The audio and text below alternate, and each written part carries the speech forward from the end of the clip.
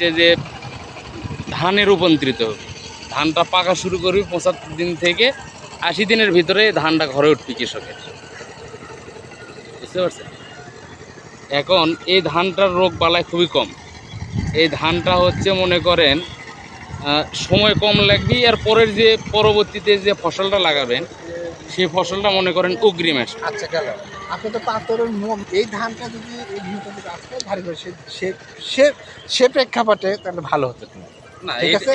কি জানি পাতারের চতুর্দিকে ধান থাকে যাবে, ধানটা উঠে চলে যাবে, এখানে হালও দেওয়া যাবে না, জমিও চাষ করা যাবে না, এখানে শস্য রবি শস্য করা যাবে না।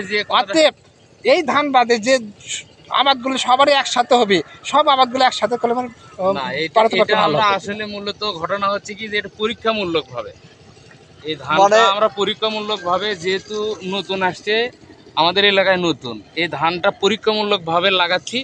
এই ধানটার রেজাল্ট কীরকম হয়, যদি এই ধানটা ভালো হয় অবশ্যই মনে করেন আপনার আশেপাশে যত কৃষক আছে এই ধানটা চয়েস করবে।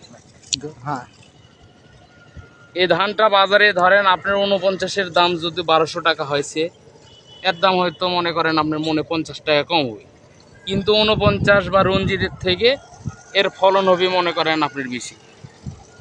ধানটা হবে খাটো, যেটা হচ্ছে ঝড় বৃষ্টি বাউরে আপনার পড়ে যাওয়ার সম্ভাবনা খুবই কম।